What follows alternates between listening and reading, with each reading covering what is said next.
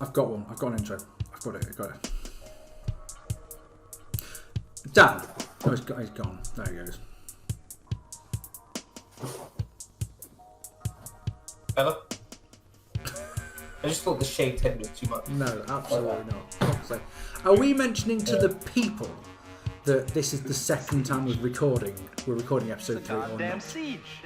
Oh shit!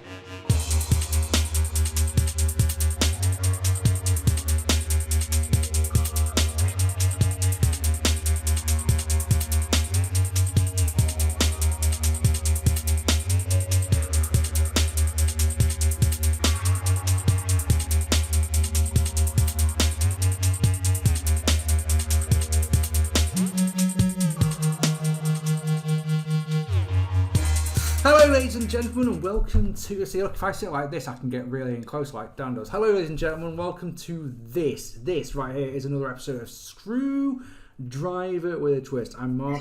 He's Dan. What? He's laughing. Did you think I was going to say Screwsing again? Yeah, I really did. I thought you'd lost it then. Just throw it out there, just as a... Welcome to Screwdriver with a Horse's Mouth.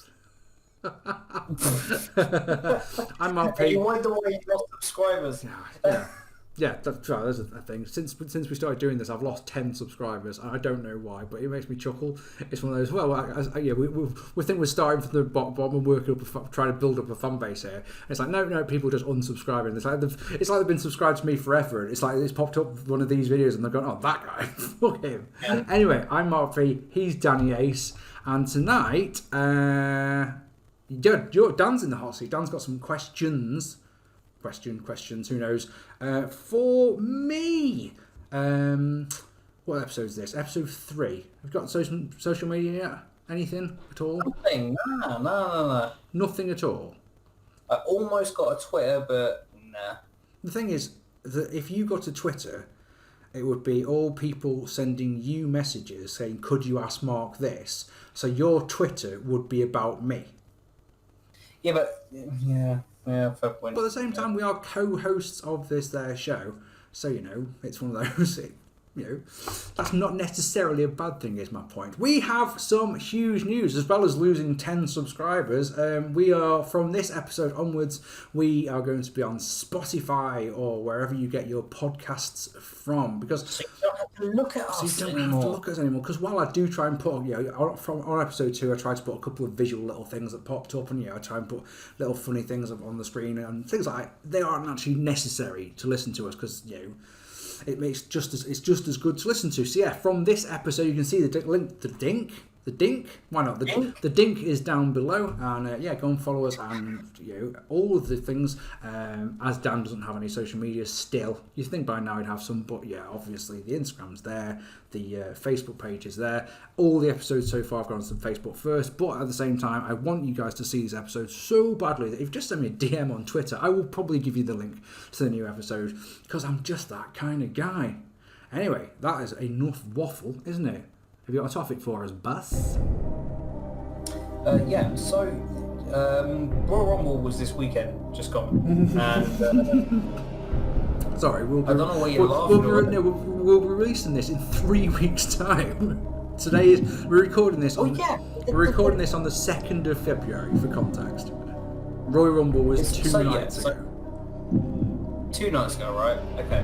So Road to Wrestlemania, I want to know from you, because I thought about this the other day, I want to know from you, with the exception of Rock versus Austin at Mania 17, because obviously that build-up package was amazing, I want to know from you, what is the best build-up to a WrestleMania main event? May I think about that just for a moment? What's the first one that comes to your head?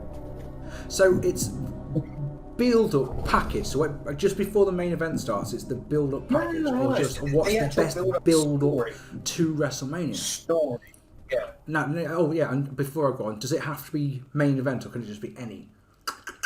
No. Main event, best build-up to a main event of WrestleMania. Bar Austin Rock Mania 17. Are you saying that because it's just one of those? It's a given. It's an obvious one. Which one's your? Does anything apart from that one. That's the wrong end. Does that just? Sorry. Does that one lose a little bit for you though with the whole Deborah stuff? Can I just ask that? Because it's like they've got Mania 17? because they've got 5 weeks between No Way Out and WrestleMania. It's obviously had to kill 2 of them with some bullshit storyline. So the bullshit storyline that they put in was that Deborah is Rock's manager. It's like, who gives a fuck? And it's when you watch that build-up package, you're like, if you haven't seen it for a while, you go, oh yeah, I forgot about this because it's so irrelevant. But at the same time, it does get this. She's not my manager, she's yours. Line, which is really fucking great. Completely unnecessary, but you know what? It's like one of those things where it's just like, meh, don't care. It is what it is.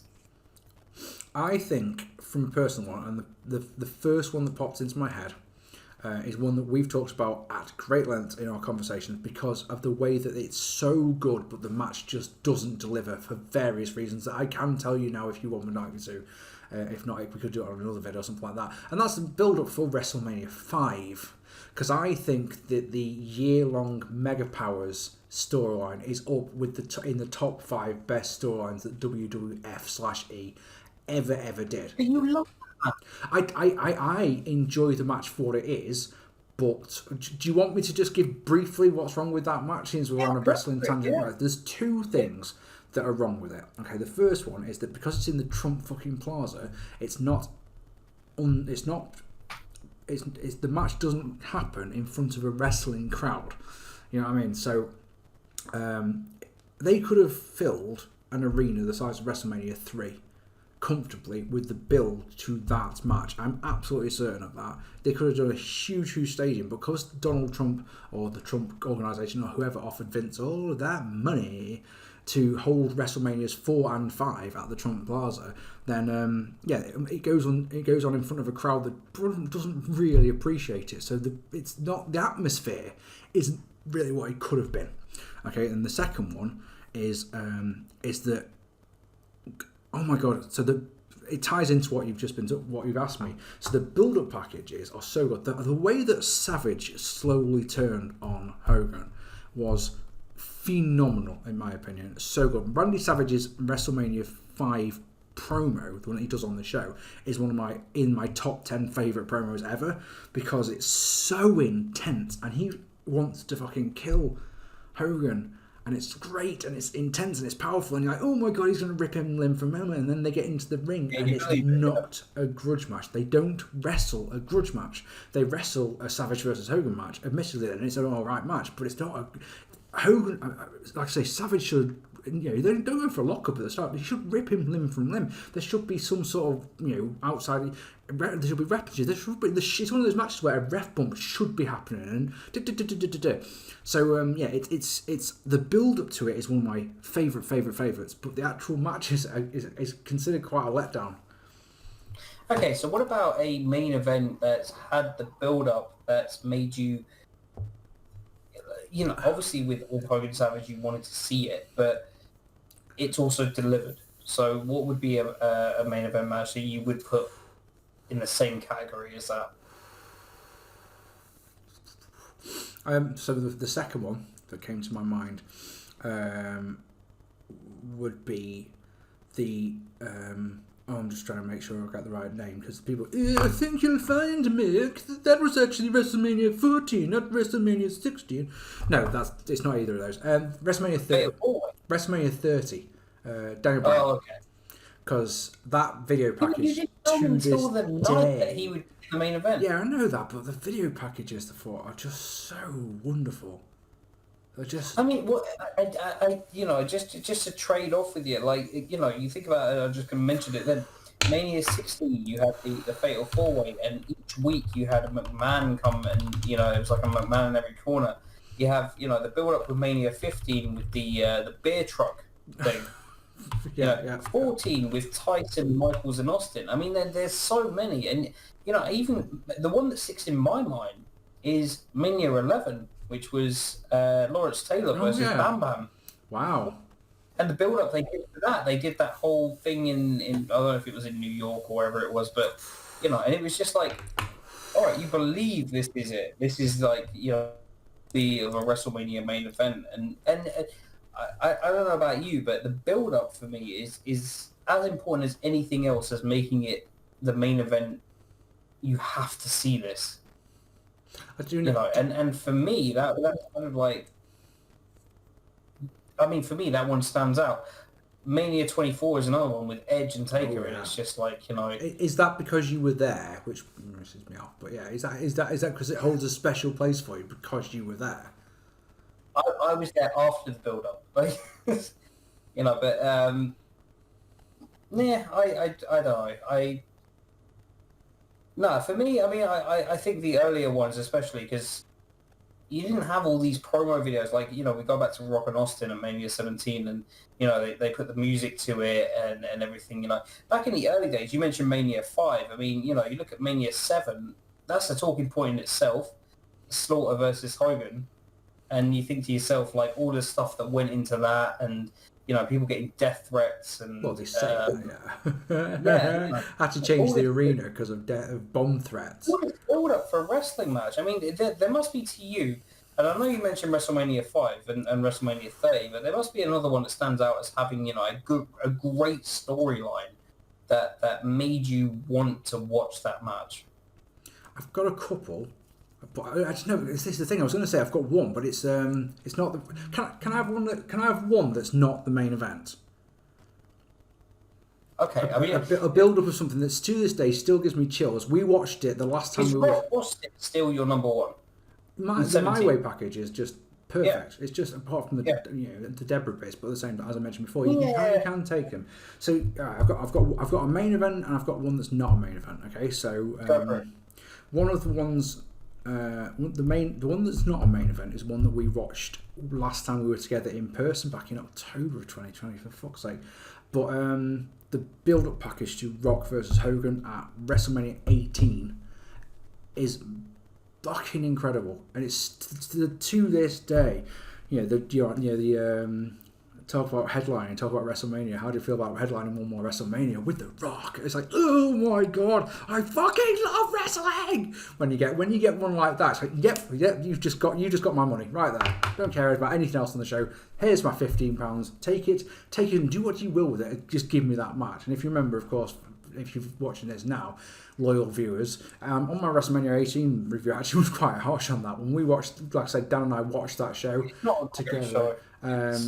Oh my god, that match is fantastic. Like I say, I mean, on the night, you gave it 2.5 stars. I think I did, yeah.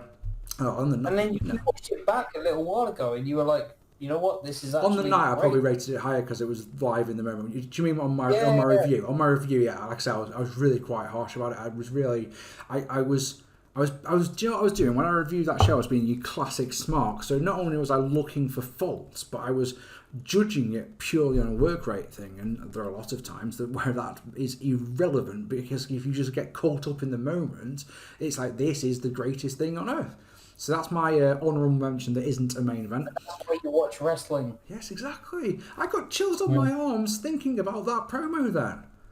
For fuck's sake, it's just brilliant, and I've said it so many times that in the WWF Raw magazine, which I used to buy religiously, they used to have a fantasy matchup section, or it might have been the WWF magazine, whichever one it was about in about October 2001. The fantasy matchup was Rock versus Hogan. It's one of those. They used to do fantasy matches all the time, and none of them ever could because the person was dead or was never going to happen. And this is one that actually fucking happened. Oh my god, so good.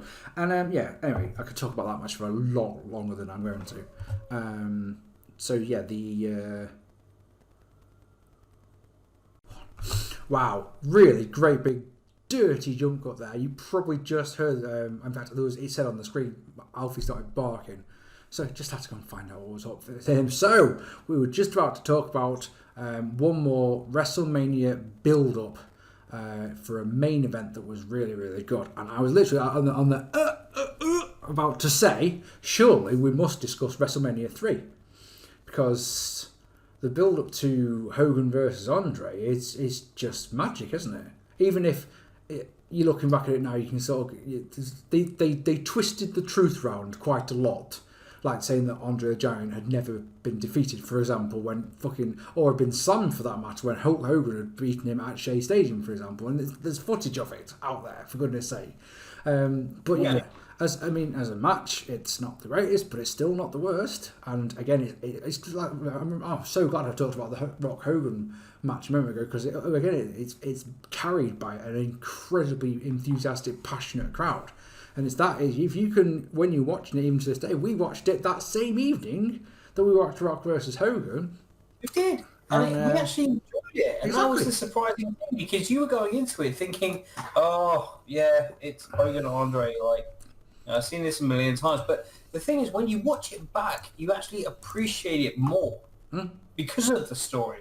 And that's exactly the point I was trying to get across, which was the story leading into the match makes you care about the match. And we both cared when we saw the build-up package and then watched the match. So it makes such a difference to do that. On the night we gave that match, on the night we watched it, not in 1987. I mean, I was 4.5 years old when WrestleMania 3 happened. I was -1. Nice.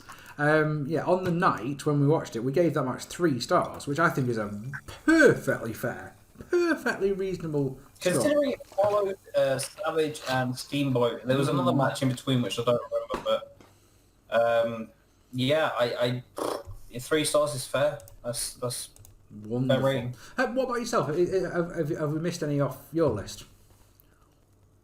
I mean, I talked about Mania 11. That was one that stood out to me with the Ross Taylor Bam Bam feud. Mania 24, obviously, not just because I was there. I thought Edge, if they were going to give it to anyone to end the streak, I thought it would be Edge at that point. The only other person I would have thought at that point would be CM Punk at Mania 29, I think. Really? Yes, it was, yeah. I'm the one in 21, and it would be like, yeah, that's believable. But in terms of main events, build-ups, I mean, Rock Cena, you have a problem with this one. You told me, like, it happened a year in advance. The whole build-up for a year. You make a main event for WrestleMania a year in advance, and I know you didn't like that. It's not that bit that I don't like. It's the fact that... Go on. I was going to say, knowing you, and I know that you always like the winner of the Royal Rumble to be the main event at WrestleMania. Yeah. You believe the title match should close the show. And I agree with that completely. I really do. It means you're going, you're going into the Royal Rumble, assuming that Cena's the champion, that it just means that this match becomes pointless. But again, even that, I can actually live with that. What for me was we talked about on the Mount Rushmore episode that that Rock was always my boy. And I'm watching these build-up packages where he's absolutely running down Cena, the Fruity Pebbles stuff, for example, and I am cringing, going, this is horrible. This is not how you build this. If Mick Foley said in his second book that if you just belittle your opponent so much that that they're a loser, when you beat them, what have you done? You've beaten a loser. Great, well done, good for you. The whole point of a promo is that you've got to build them up. So calling Cena Fruity Pebbles and all of that bollocks, I just sat there going, this is not how this one works, man. And it's just it was The Rock that left in 2004 or whatever, because I know he did Scorpion King and everything, but after 2003, I'm just thinking like he did the heel turn in 2003, so I'm thinking like Rock after that, and then Rock coming back to do the Cena feud. The actual character, nothing changed, so he was still doing the catchphrases and the gimmicks and stuff. Yabba and Dabba, do you remember that shit? That you sat there going, I cannot believe that a man that I respect and admire and I love as much as I do is doing this, and it's get on with it, man. All of that jazz. That's why I said I just didn't enjoy the build up at all for that one. The other one that comes to mind that I really enjoyed was Mania 26, which was Michaels versus Taker. Oh yeah. And I thought the build up for that was fantastic. I mean, they had the match at Mania 25, which was great. They had Michaels wanting to win the Rumble because Taker was the champion. Was that when Michaels was employed by JBL though? And they had that mini storyline. Yeah, something like that. I don't really remember that detail, but I remember sitting there watching the package, and you think when you watch a build up for a match, when you watch when you watch a build up for a match, you think to yourself like the music and the storyline and everything has to kind of work together. Everything fits. That's why I said about the Daniel Bryan one. Do you remember the monster tune that was used? Of course, I mean, yeah. it was just perfect, perfectly done. Oh, he's gone again.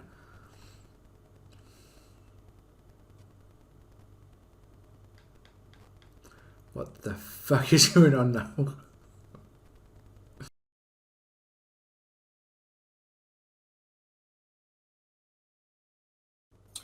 Well, I asked you. I mean, I will ask again. Favorite WrestleMania build-up package that wasn't Mania 17 for the main event? But I answered that earlier. It's WrestleMania 5. It's the one that came. It is WrestleMania 5. Yeah, Right. yeah. I'll go with 26. Nice. I'll say 26. What did you think, people? Street versus Career. I'll go with that one because I just think there's no title involved. It was worthy of the main event spot. I think that one deserves to be mentioned there. Yeah, I think I can't disagree with any of that. And like I say, I think all the ones we've mentioned tonight.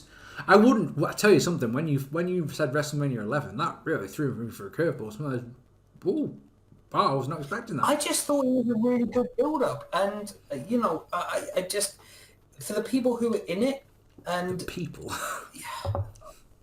yeah, to have Bam Bam Bigelow versus Lawrence Taylor, who's not a wrestler.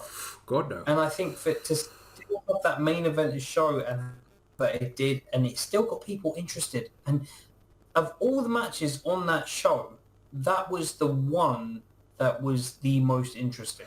I was about to ask, did that deserve to be the main event? Bear in mind that a Bam Bam wasn't a main eventer, and Lawrence Taylor wasn't a wrestler. No, but he did a great job. Because of course, he did a great job. It's just Go on. It's just the title match on that show, of course, was Diesel versus Shawn Michaels.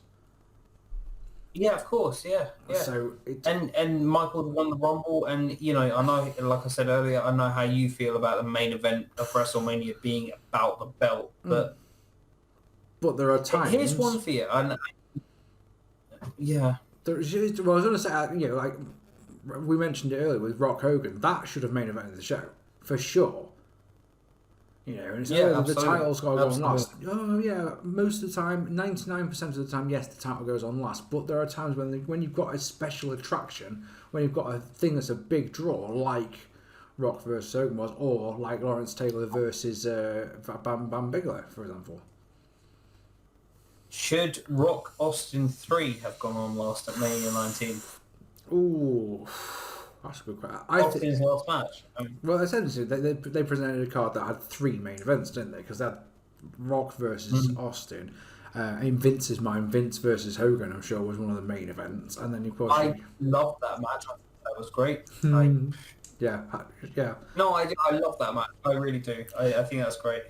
If you've liked the shorter version that we've just made 5 minutes long by waffling, if you've liked the shorter version, let us know. It really would be a lot to it. We would crave, I'm sure Dan's the same, crave feedback. What we want more than anything else. Like the video, tell your mates about it, but leave us comments. Tell us what you think. It means everything to us. Because if we talked about our Mount Rushmore and there was one comment on us, it's like, well, we're not doing our jobs properly. We want all these topics that we think of. We want to create discussion. I've got a list on my second monitor here with 3 other questions I'm going to ask Dan, all of which I know will create discussion. But that's all on you. So, yeah. I really would appreciate it if you leave a comment. And I think that's going to do us for this episode of The SWAT. Unless you have anything else to say, boss. All good, man. I'm just looking forward to the next one. Fuck it. Let's fuck it. So yeah, as we mentioned before, social medias are down there, Spotify is down there, and I really hope you've enjoyed this one. Thank you so much for watching. As I say, subscribe, like, share, follow me on Instagram, the Facebook, Twitter, all the usual gubbins, all of it, just all of it. And I've been Mark, he's been Dan, and we'll see you all. Follow Mark. Take it easy, guys. Whoa. It's a goddamn siege. Oh, I've clicked the wrong fucking...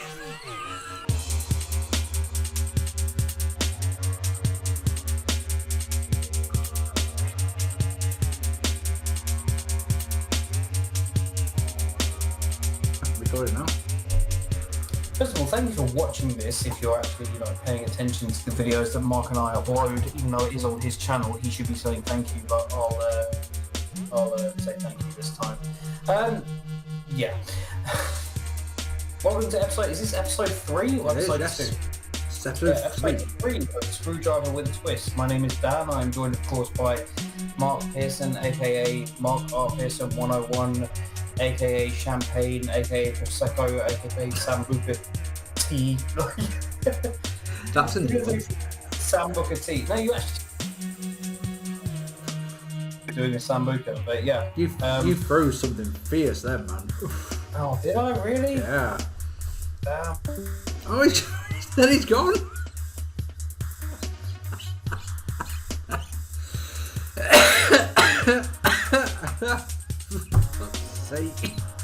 Oh my god, so good. And yeah, anyway, I could talk about that match for a lot longer than I'm going to. So yeah,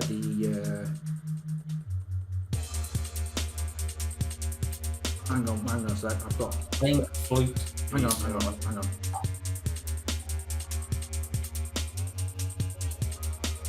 Bear with me a second, something's happening outside. Just keep recording.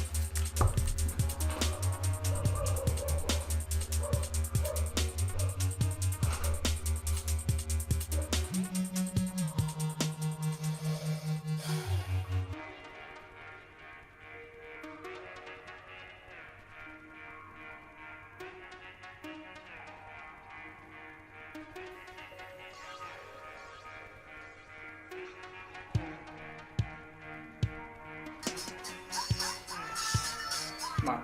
Hang fire for a second, man. You can hear a noise outside. It sounds like either someone or something in distress. So I'm just going to go have a look, yeah? I'll be back in... Okay. Should we start this one again? Do you want to just cut it and start again? No. We'll go for... I know exactly what I'm going to say, so I know... It's all good. Alright. Back in a sec. It looks like Dan's internet's gone down, so I'm just going to record a little outro here just in case he doesn't come back. Ladies and gentlemen, thank you so much for joining in this unusual episode of Screwdriver with the Twist. Oh. No. See, you know what I mean? It looks like Dan.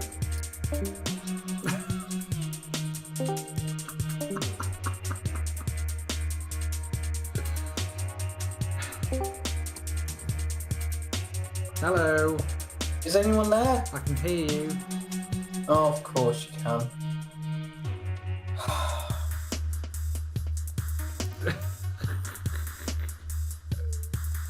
I couldn't make it up. I was just going to film a little outro just in case if it didn't come back, and then you come back up to be right in the middle of that as well. My webcam on. Oh, look at this. Look, I've got a blue. Hang on.